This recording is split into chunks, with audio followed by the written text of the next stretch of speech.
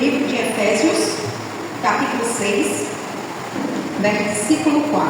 Como o irmão Austin já começou dizendo que hoje nós comemoramos o dia dos pais. E nada melhor do que a gente falar sobre pais. Primeiro a gente já louvou aqui, o grupo está falando sobre o nosso Pai Celestial. E quando a gente precisa, é só buscar Ele. Mas hoje nós vamos falar também um pouquinho do que é ser um pai terreno. E aí você diz, é só colocar filho no mundo? Aí você vai ver que não é tão simples assim. Vamos lá? E vós, pais, não provoqueis a ira a vossos filhos, mas criai-vos na disciplina e instrução do Senhor. Mas antes de começarmos a falar do que é ser pai, primeiro nós, como seres humanos, quando a gente nasce, a gente começa a desempenhar vários papéis. O primeiro deles é ser filho. E aí depois a gente pode ser irmão, depois a gente pode ser primo, prima, sobrinho, sobrinha, neto. E aí quando a gente cresce, que casa, aí a gente pode ser o pai, mãe, avô, avó, tio, tia. E em relação a casamento, a gente pode ter um parentesco de cunhado, cunhada, sogro, sogra, genro, nora. E no trabalho, podemos desempenhar como patrão ou empregado, líder subordinado, e até mesmo nos outros relacionamentos comuns. A gente pode ser um vizinho, a gente pode ser um conhecido, a gente pode ser um colega, a gente pode desempenhar vários papéis. Mas hoje nós vamos falar do papel de ser pai. Porque diz que ser pai, ele é um privilégio, mas ele também é uma missão. Mas essa missão também traz responsabilidade. Então, quando a gente fala em relação a ser pai, é um privilégio sim, porque é um presente de Deus, mas ela traz uma missão sagrada, mas que nessa missão ela tem uma responsabilidade. Na Bíblia também coloca que a paternidade não está limitada a gerar filhos, mas a paternidade, ela envolve o quê? Amar, cuidar, ensinar, corrigir, conduzir. Mas só os filhos? Não. O homem, além de ser pai e fazer tudo isso com seus filhos, ele tem que fazer isso com toda a sua casa. Que aí a gente vai para a responsabilidade de ser homem, mas ele inclui também o ser pai. É o quê? Amar, cuidar, ensinar, corrigir e conduzir toda a sua família nos caminhos do Senhor. É de qualquer forma? Não. A Bíblia ensina que tem que ser nos caminhos do Senhor. Então, o pai, ele é chamado para refletir o caráter de Deus dentro do seu lar. A gente não ouviu a música aqui do pai? Que se precisar, é só chamar. Ele não quer aquela coisa assim de religiosidade. Ele quer o quê? Intimidade.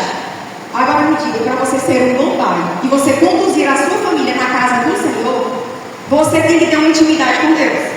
E essa intimidade com Deus vai mostrar através da sua vida o caráter de Deus na sua vida, que você vai ter que levar a sua família a refletir esse caráter de Deus dentro do seu lar. Olha a responsabilidade que está chegando aí. Vamos lá? A gente pode entender que hoje, no dia de hoje, no mundo de hoje, muitas vezes a pessoa pensa que quando fala de pai, ele fala só de provedor financeiro. Aquele que tem que botar o dinheiro em casa. E quem disse que pai só tem que fazer isso? Prover financeiramente é sua responsabilidade? Você é provedor? Mas não é só isso. Você tem que ser, principalmente quem é cristão, um líder espiritual, um exemplo de fé e um formador de caráter. Quando você coloca um líder espiritual, a gente vai ver quando a gente for falar na frente lá, que você é o exemplo. E você tem que chamar toda a sua casa para servir ao Senhor. Quando coloca-se também, é questão de formador de caráter. Podemos ver também que muitas famílias, pais ou mães, estão colocando a responsabilidade para as escolas. E a gente entende, e a Bíblia coloca, que quem tem que orientar a criança no caminho de libertação são os pais. É você que é responsável para formar o caráter do seu filho. Porque tudo que acontece dentro da sua casa, dos seus relacionamentos, como você se posiciona, é o que o seu filho está vendo. E aí não quer dizer que é responsabilidade da escola. A escola ensina matemática, português, matérias, conhecimento. Mas a questão do caráter, dos valores, como tem que se comportar, é responsabilidade dos pais. E a gente coloca o quê? A paternidade ela é um privilégio. Não foi isso que a gente colocou? Primeiro item? Um privilégio. Quando é que ela vai ser um privilégio? Salmo 127, 3. ele vai dizer assim: os filhos são heranças do Senhor e os frutos do ventre uma recompensa. Quando a gente fala de filhos, se você for ver lá na antiguidade, Grécia, Roma, os pais tinham autoridade de vida, casamento e morte dos filhos. Por exemplo, se o filho nascia com defeito, os pais simplesmente jogavam o filho no rio ou mandavam matar. Quando era para casar, casava com quem poderia trazer alguma coisa para a família. E na questão do viver, na questão da vida, tudo, a sua educação, tudo era voltado para alguma recompensa, para alguma coisa para dentro do lar. Não tinha aquela questão de, vai ser criança ou vai ser feliz. Não tinha isso lá, não. Agora a sociedade mudou um pouquinho, né? Mas lá não tinha. A questão que a gente pode ver é que a gente coloca que pais não são propriedade dos seus filhos. A gente entende os filhos, quer dizer, os filhos eles pertencem a Deus, mas Deus os confiou nas nossas mãos para que a gente possa cuidar e educar. Por isso que o pai tem que estar firmado no Senhor, porque como é que ele vai educar uma coisa que nem ele aprendeu? Como é que ele vai ensinar uma coisa que nem ele está praticando? Então, filhos são propriedades de Deus, mas nós somos responsáveis para cuidar e educar. É tão claro que nós vamos prestar conta de cada um deles, né? E aí nós que somos pais e mães temos a responsabilidade de manter nossos filhos no joelho e ensinando o caminho em que devem andar. Em relação ao privilégio de ser pai, o que ele inclui? A gente pode colocar 4 formas aqui de privilégio. Primeiro, ele vai participar da criação de uma nova vida. Olha como é interessante, quando uma nova vida se surge, ela nasce, é você que é responsável. Você, pai e mãe, que é responsável para criar aquela criança, até ela ter o discernimento para tomar suas próprias decisões. Então é um privilégio que você tem de moldar e de criar uma nova vida. O outro privilégio é que você vai ensinar valores eternos. Isso é um privilégio, mas também é uma responsabilidade. A gente coloca como privilégio, mas também é uma responsabilidade, porque é responsabilidade sua, pai e mãe, ensinar os valores espirituais. Outro privilégio é ver uma geração servir a Deus. Como é interessante você, pai e você, mãe, dizer: eu e a minha casa servimos ao Senhor. Aí quando você, pai, chega do seu filho: olha, teu filho serve na casa do Senhor, teu filho novo, teu filho, por exemplo, tem um grupo de dança, está aqui servindo na casa do Senhor, é prestativo. Me diga qual é o pai que não sente orgulho de dizer: ó, meu filho, desde pequeno, está na casa do Senhor. Eu vejo isso quando o Austin fala das meninas dele, que ele fala com todo orgulho de como elas oram, de como elas estão na casa do Senhor, de como as meninas. Você vê o brilho que ele fala das filhas. Porque é uma parte importante de saber que você, como pai, está orientando seus filhos na casa do Senhor. A outra coisa que a gente coloca é que você, como pai, também pode deixar um legado espiritual. É através de você, da sua responsabilidade, você vai deixar um legado à sua descendência. Gente, o melhor exemplo é Abraão. Porque através de Abraão, ele não entrou na terra prometida. Ele teve uma promessa que seria pai de nações. Mas o que é interessante foi através da sua descendência que gerou as nações. Que inclusive através dele que o evangelho chegou até nós. Vocês estão vendo que você pode deixar um legado através da sua vida?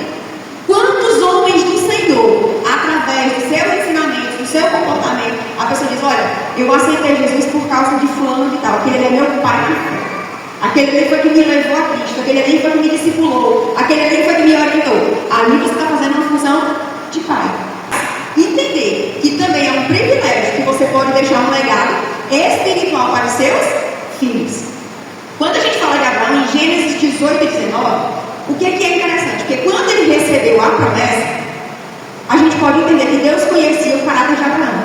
Porque o Senhor sabia que ele ia ensinar os ensinamentos para a sua geração. Gênesis 18 e 19 vai dizer: porque eu o escolhi para que ordene a seus filhos e aos que é da sua casa que se conservem no caminho do Senhor, fazendo o que é justo e direito, a fim de que o Senhor faça vir a Abraão o que lhe prometeu. Acho interessante que Deus conhece cada um. E o filho que chegou na sua responsabilidade, Deus também conhece a sua capacidade. Mas também é responsabilidade sua não deixar para os outros fazerem. Se Ele te deu esse privilégio, tenha a responsabilidade de cumprir ele. Porque não é fácil. O mundo está aí para corromper um bocado de coisa. Mas é responsabilidade também do pai fazer o seu papel.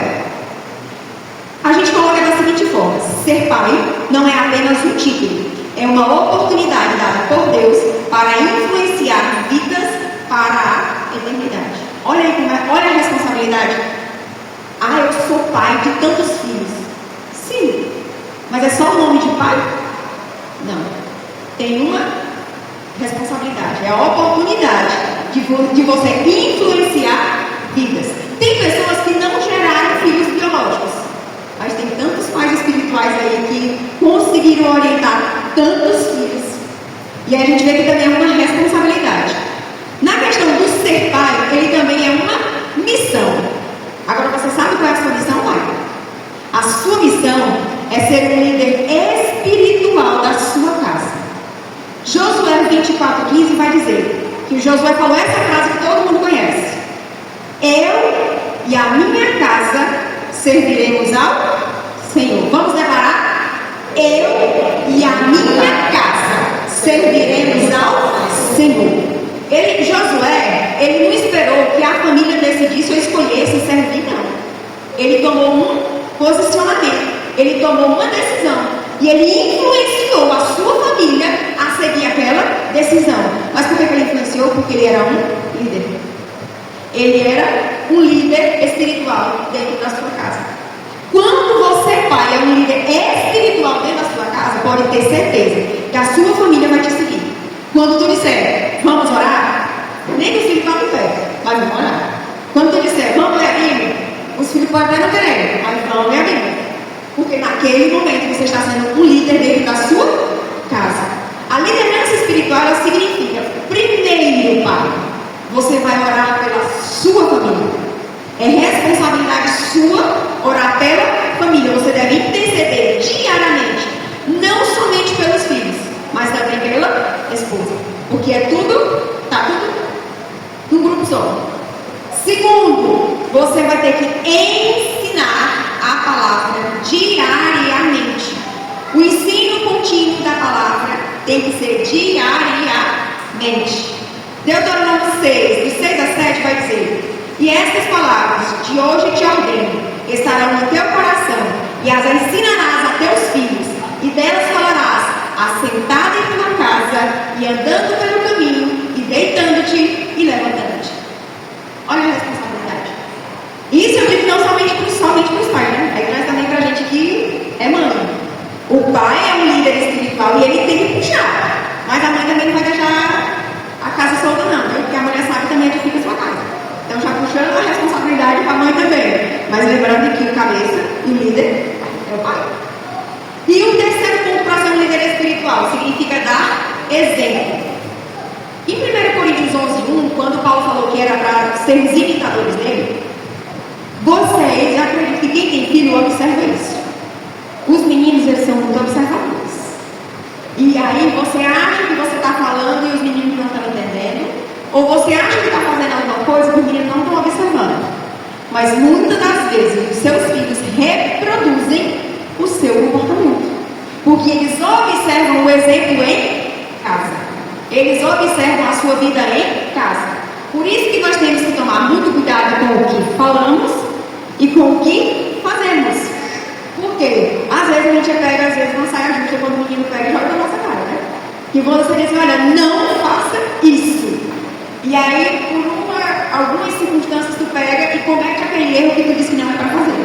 Aí teu filho diz assim, mãe, ou pai, o senhor fez tal coisa, e o senhor disse que não era para fazer. E aí? Aquele ditado de faça o que eu digo e não faça o que eu faço, está errado. A Bíblia diz que você, pai, você, mãe, é o exemplo para o seu filho na sua casa. Porque aquilo que ele observa em casa, ele vai imitar.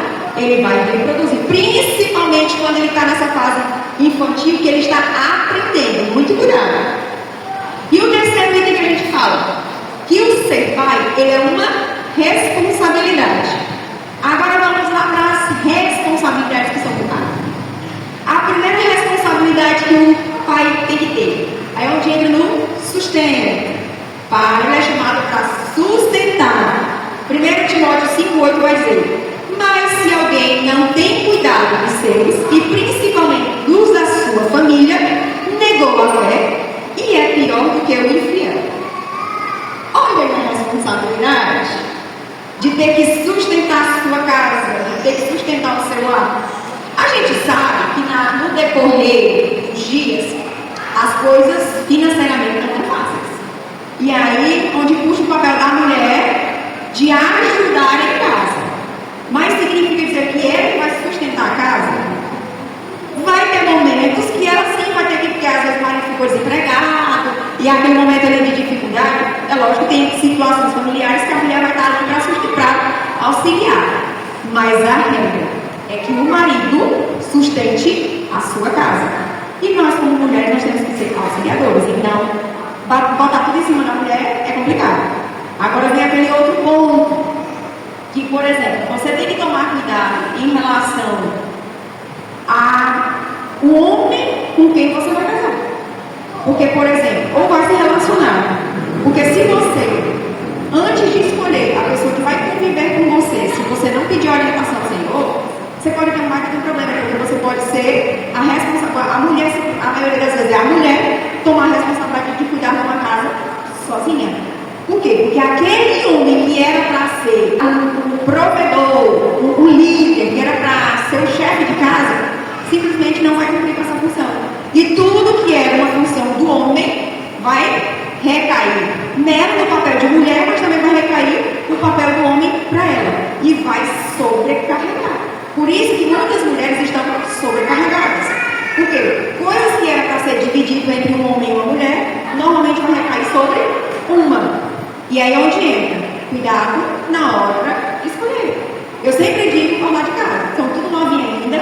Mas eu digo, vão logo, se um dia forem pensar em relacionamento, por favor, vamos orar, vamos colocar no joelho, não vai olhando para qualquer um, porque no mundo de hoje, vamos ser sinceros, está complicada a questão de relacionamento, principalmente porque a maioria das pessoas não está tendo uma convivência na igreja, ou se estão na igreja e não estão tendo base bíblica para isso.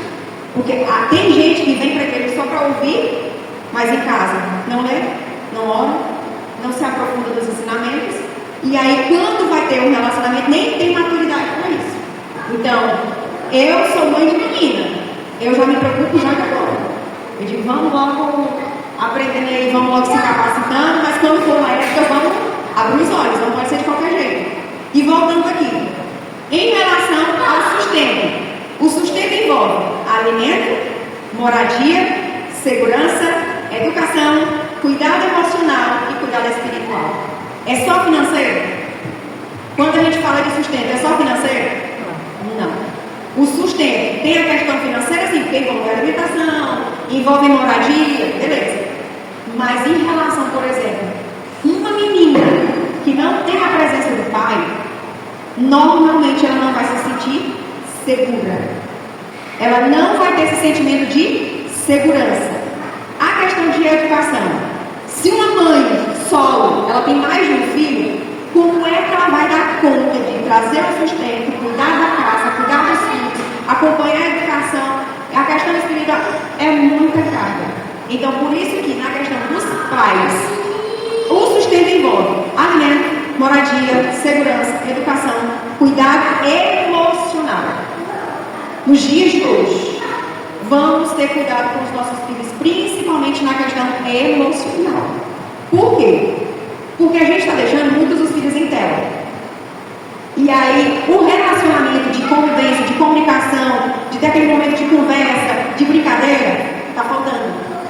E quando acontecem as adversidades da vida, ou as confusões que vêm na adolescência, vão procurar quem?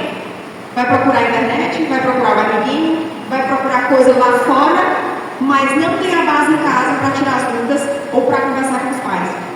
E se tem alguma frustração, alguma coisa, normalmente não conversa, não fala, para poder, se precisar de algum auxílio de medicação ou psicólogo, alguma coisa do tipo, às vezes, quando os pais vêm perceber, ou quando vêm dar sinais, já está muito grave. Então, na questão de responsabilidade da questão emocional, é muito importante estarem atentos. E o dinheiro, ele é importante. Sim, porque ninguém, no mundo da sociedade que nós estamos vivendo, não vive sem dinheiro, não sei pouco não vive sem dinheiro não. Mas, ele nunca vai substituir a presença de um pai. Por exemplo, a questão de pensões. A pessoa diz, mas se eu pago a pensão, sim, teu filho só precisa do teu dinheiro? Não. Teu filho precisa do teu cuidado, do teu carinho, da tua proteção. E só dinheiro não vai suprir as necessidades emocionais de uma criança. Principalmente quando ela está em formação. E quando já está assim na sua juventude de adulto, a gente aprende a viver. Mas quando está em formação, a presença de um pai é muito importante na vida de uma criança. Quando a gente coloca que também é um dever do pai, ele é um dever amar seus filhos. Porque quando a gente vê em Colossenses 3:21, que ele diz, vós pais, não imiteis a vossos filhos, para que não percam o ânimo. A gente fala muito da questão de disciplina, nessa questão de corrigir, de falar. O que se percebe hoje é que nas maiorias das famílias falta comunicação. A questão do diálogo, a questão da conversa. E quando se vai disciplinar, aí existem os pais extremos. Vamos lá nos extremos.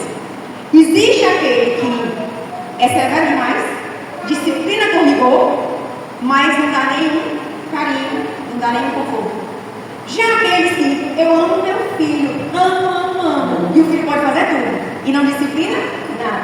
Isso eu chamo de extremos. E a gente pode entender que disciplina sem amor gera revolta, e amor sem disciplina gera rebeldia. Então, quando formos criar nossos filhos, digamos, um equilíbrio. Porque vai ter momentos que você vai ter que corrigir, claro, porque os meninos de vez em quando aprontam. Aí a gente tem que dar uma correção. Também não vai ser violência não vai espancar não estou pregando aqui espancamento. Mas a correçãozinha de vez em quando, ela surte um efeito que é uma beleza. Mas, filhos sem correção, aí você vê aquele bando de meninos mimados, que não tem, que acha que pode fazer o que quer, e ele leva isso para onde ele for, porque seja na escola, seja onde ele estiver, ele vai achar que pode fazer tudo. Por quê? Porque papai e mamãe não vai reclamar. Pode fazer o que quiser. Então a gente pode entender que quando formos criar os filhos, o pai deve amar, mas também deve corrigir no equilíbrio. Na correção, que é outro dever do pai que corrigir, Provérbios 13:24 vai dizer: o que não faz uso da vara odeia o seu filho, mas o que o ama, desde cedo o castiga. Quando a gente fala, vem aqueles lá do conselho tutelar, que dizem, não pode castigar a criança. Não estou dizendo que é para espancar. Não é isso. Não estou falando de espancamento, não, porque espancamento não dá, gente. Porque aí já quebra o osso de menino, machucando, aí não dá, não. Mas eu me lembro de um cipózinho de vassourinha que a minha mãe dava, ou as correções, vai estar aqui, eu não posso nem medir porque vai estar aqui. Mas a coisa que eu mais detestava na hora da correção do meu pai era chamada pizza conversada. Gente, aquilo me dava um ódio tão grande. Aí você diz assim, mas por quê? Vou explicar para vocês. O pai tinha um negócio de uma medida. Quando a gente cometia o primeiro erro, aí ele dizia assim, vamos conversar. Aí a gente já dizia assim, eita, lá vem. Aí o pai sentava e dizia assim, você cometeu isso, não pode, por isso. Aí a gente se livrava, beleza. Quando ele vinha a segunda, ele disse, vamos conversar. Eu digo, eita, aí ele, quando a segunda ele disse, a medida está enchendo. Eu digo, não pode errar não, porque a medida certa é essa. Nós já estamos lá na segunda. Agora, quando ele chamava a terceira, que ele disse, olha, já falei a primeira, já falei a segunda, mas se você persiste, nós não temos o que conversar. E aí vinha o 5. Minha senhora, aquela questão de quando o pai vinha para da pizza conversada, a gente disse, pai, bate logo, porque a gente quer logo se livrar, mas aquela era pior. Porque ele dizia o quê? Que a gente estava apanhando. E a gente tinha consciência do que estava fazendo. Por quê? Porque já tinha falado, já tinha corrigido, já tinha explicado, mas a gente insistia no erro. E aí aquelas coisas de Rapaz, só converte o que quer. E na questão do ensinar e do corrigir, é exatamente isso. Não é a questão da violência. Mas a disciplina é o quê? É o ensino, é a orientação e é a correção. Mas ela é feita com amor. E aí a gente pode entender que Deus também corrige aquele a quem ama. Então, se Deus corrige a quem ama, o papai terreno também pode corrigir. Só, aí vou repetindo, o conceito bater aqui, né? Não defendemos a violência, mas uma correçãozinha, um castigozinho explicando o porquê que está sendo corrigido, aí é necessário. Aí isso aí eu lhe digo que salva muitas vidas fazendo dessa forma. É dever do pai também ensinar. Provérbios 22:6 vai dizer: educa a criança no caminho que deve andar, e até quando ele envelhecer, não se desviará dele. Então, a educação em casa começa cedo.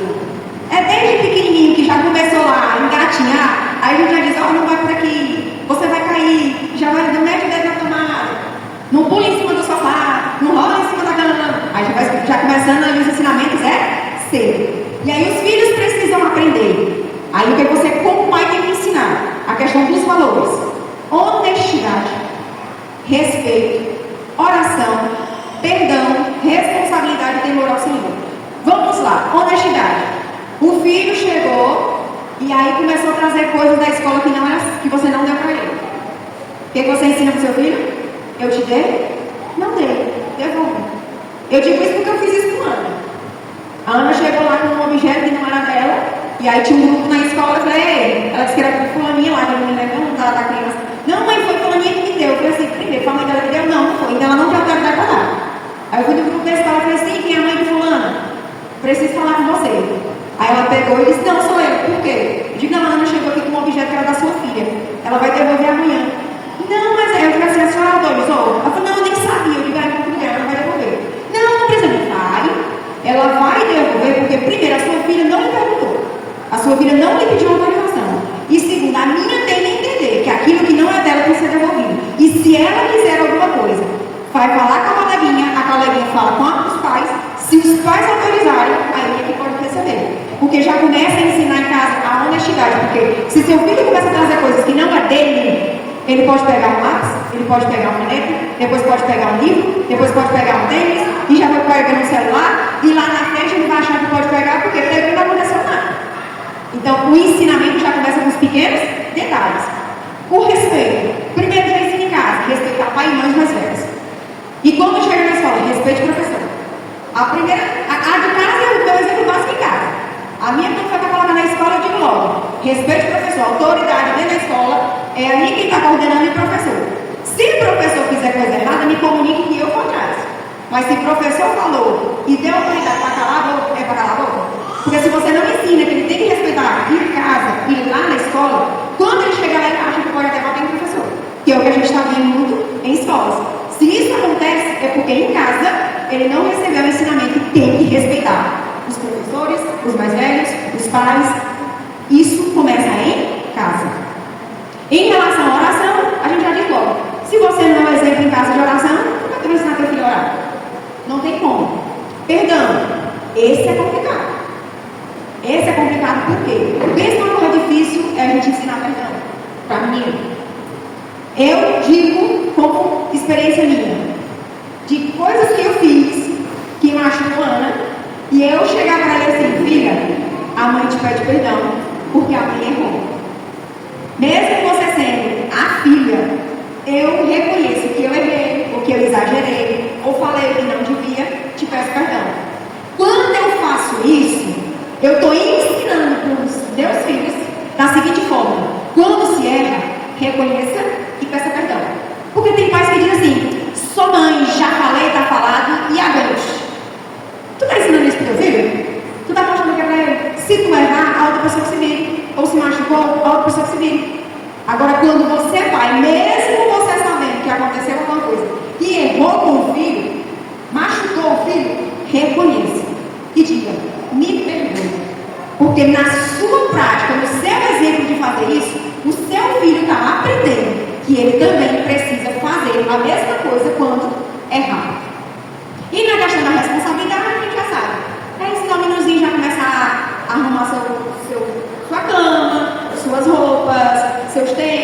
seu material escolar, começa a ter responsabilidade de acordo com a idade, mas já começa a colocar responsabilidade para os filhos, porque não vai criar um menino que a mamãe faz tudo, a mamãe dá tudo bonitinho, a mãe dá tudo arrumadinho, e quando chega lá na frente, vai estar um bebezinho que não consegue fazer nada. E aí, se não foi ensinado em casa, e lá na frente, se um dia precisar, se tiver que morar fora ou se tiver que estudar fora, vai viver e sobreviver como? Mamãe não dá, papai não dá. Então tem que começar em casa logo. E também o pai é um exemplo, como a gente já disse. Agora onde tem a questão que a gente diz, em relação aos pais. Os filhos, eles observam como o pai trata a mãe, como reage às dificuldades, como ele fala, como trabalha e como serve a Deus. Olha aí como está sendo observado todos os pontos. Primeiro, como o pai trata a mãe. Vamos lá. Meninas, quando vem o pai maltratando a mãe, qual é o exemplo que ela está tendo? E lá na frente, qual é o exemplo que ela pode ter de relacionamento? Relacionamentos de maridos agressivos. E você vê nas estatísticas que a maioria de mulheres que já passam isso em casa, normalmente os relacionamentos dela são nesse sentido. Normalmente são. Aí você tem que pedir a Deus que você esteja nos caminhos do Senhor e vai orar pelo seu futuro marido para você não cair no mesmo caminho.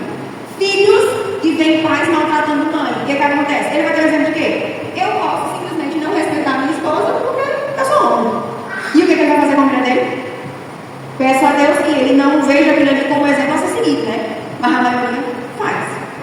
Que diga assim, Senhor, eu não quero isso para mim. Ser um exemplo que eu estou vendo, mas eu não quero isso para a minha vida. Mas na maioria das vezes, o exemplo que ele tem em casa é o que ele vai ter. Aí a minha pergunta é, você como pai, quer isso para sua filha? Pois aquilo que você não queira que a sua filha viva, pois você começa a se comportar como um marido que você queria que a sua filha tivesse. Porque o exemplo que ela está vendo em casa, provavelmente, é o que ela vai dar lá na frente como o normal. Em relação a como os pais reagem às dificuldades. Se na hora do momento difícil o pai se desespera, se descapela, entra no desespero, que ele não toma um posicionamento de buscar o Senhor, de procurar uma alternativa, os filhos vão achar que é o quê? Gente, a vida é difícil, eu não tenho como resolver problema, se sente inseguro. E aí? Você, como pai, está sendo um exemplo que os seus filhos estão observando de como você reage às dificuldades. Como você fala.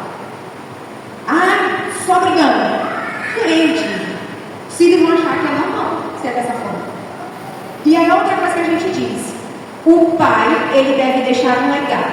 Em relação ao legado, a gente pode dizer assim. O dinheiro acaba.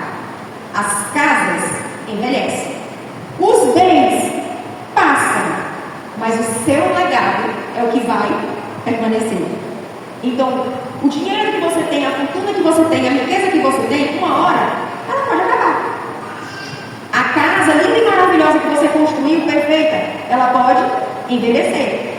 Os bens que você tem atualmente, eles podem passar. Mas aquilo que você ensinou, ele é o que vai permanecer. Por exemplo, tem muitas coisas que meu pai ensinou para mim. Ele diz assim, meu pai me ensinou isso. É umas frases que ele sempre ensina pra gente. E aí quando eu estou ensinando pra gente, olha, seu avô, que aprendeu do pai dele, ele me ensinou assim, e eu estou passando para você. E eu ainda digo logo a sequência, porque eu estou dizendo, é um legado que está vindo. Então aquilo que é bom, aquilo que edifica os filhos, você começa a passar para as suas próximas gerações. Por quê? Porque aquilo que ela aprendeu, aquilo que seus filhos aprenderam de você, que edifica, ele vai passar para as gerações seguintes. E é muito interessante quando você diz assim, ó, meu pai me ensinou.